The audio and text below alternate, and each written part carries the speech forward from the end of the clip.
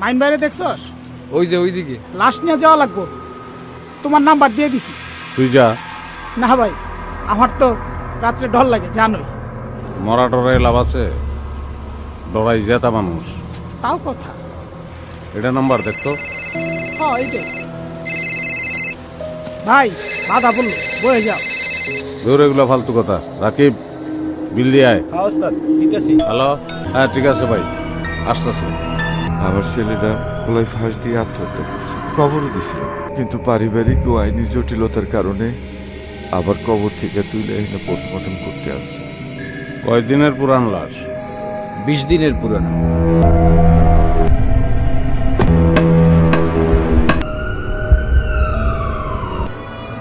কফিনের মালদারে তোর সিটাই না, তুই কফিনে ঘুমায় পাবো।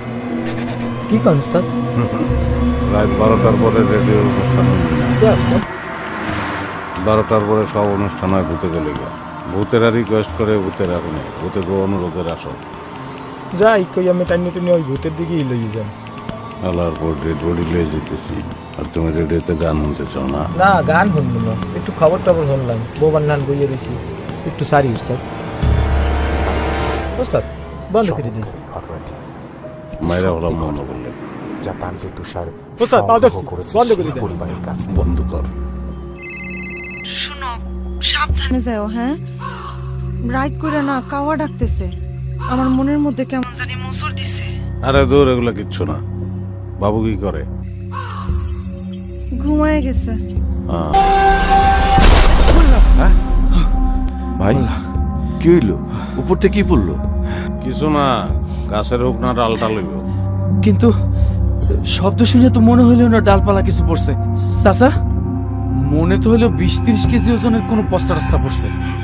উস্তাদ একবার নাইমা দেখুন না। লাঠিটা দে।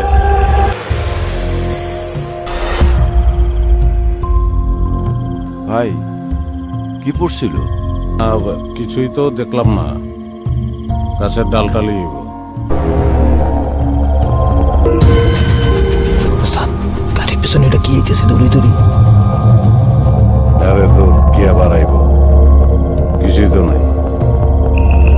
লাত্তি মেরে গাড়ি দিয়ে ফেলাই দেবো। ফালতু কথা কওয়ার জায়গা পাস না।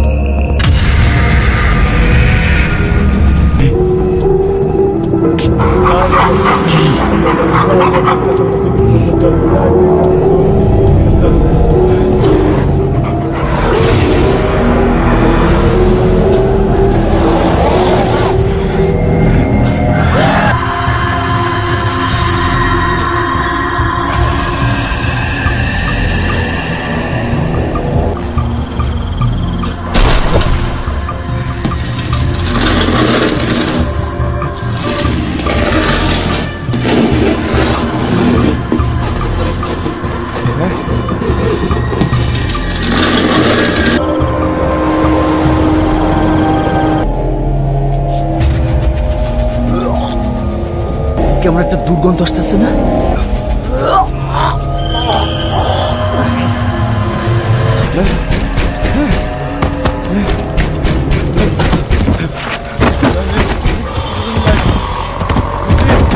ভাই ভাই গাড়ি থামান, গাড়ি থামান ভাই, ভাই গাড়িটা থামান না ভাই, ভাই গাড়ি থামান ভাই, ভাই গাড়ি থামান ভাই, ভাই আপনি আল্লাহর কসম লাগে, ভাই আপনি আল্লাহর কসম, ভাই গাড়ি থামান ভাই, ভাই গাড়ি থামান ভাই, ভাই আপনার পা দুটো তো গাড়িটা থামাই দেন ভাই।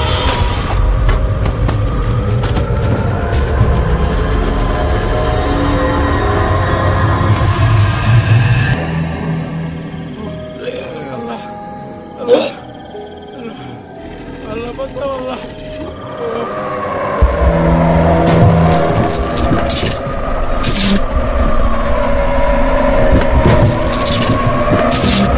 ও চাচা, চাচা আপনার আমি আগেই কইছিলাম এইসব কুপরি কালামের লাশ তোলানোর দরকার নাই। শুনছেন শুনছেন আমার কথা শুনেন নাই। এখন এখন সবার জান নিয়ে টানাটানি। আমার সোজা কথা, এই গাড়িতে আমি যাবই না। না গেলে না যাও, আমি আমার পোলারে ফেলাই কোথায় যাব। যদি কুফরি করা লাশ হোক, আমি আমার পোলারে ধুয়ে যাব না। অপেক্ষা করেন, ফজরে আজানটা দেও। বর্ষা হইলে আমরা লাশ লয়ে যাব।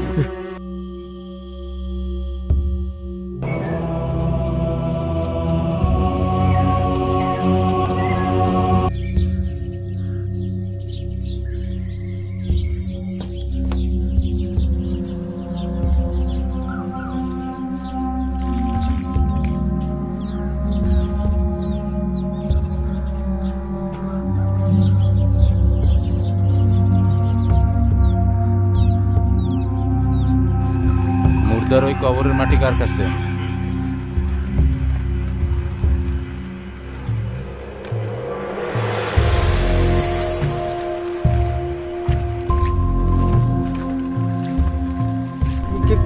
কি হইল হুজুর?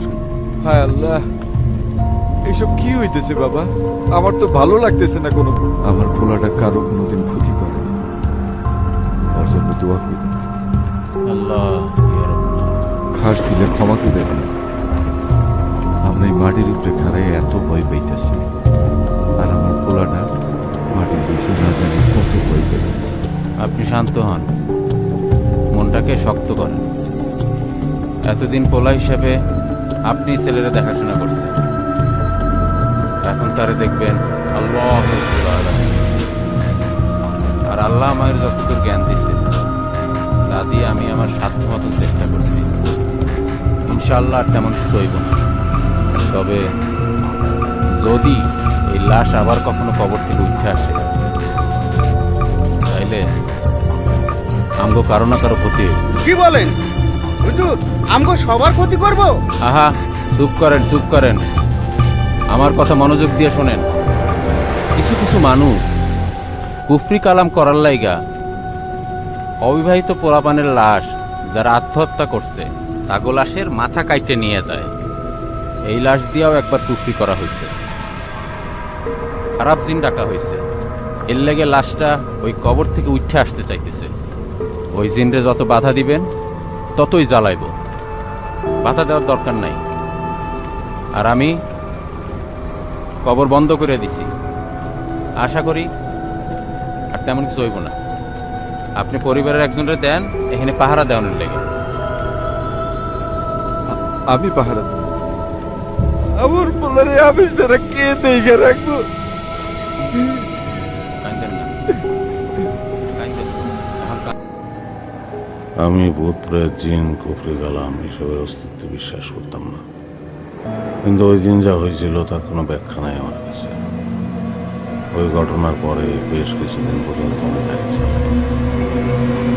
তো ওই জীবিকার দাবিতে আবার গাড়ি চালানো শুরু করি।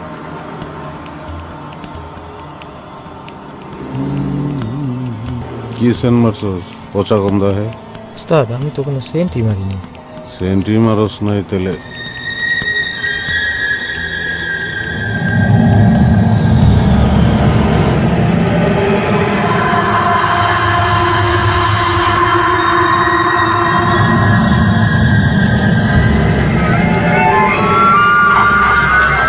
কবর দেওয়ার পরে যেটা হয়, পরদিন সকালে গ্রামবাসীরা যখন কবরের পাশে যেত বা কবরটাকে দেখতো দূরে থেকে, তখন তারা দেখতো যে কবরটা খোঁড়া অবস্থায় আছে এবং কবরে যে খাড়ালগুলো বিছানো ছিল ওই খাড়ালগুলো ছড়াই ছিটায় পড়ে আছে এবং চাটাইয়ের উপরে লাশটিকে শোয়ানো অবস্থায় রাখা হয়েছে।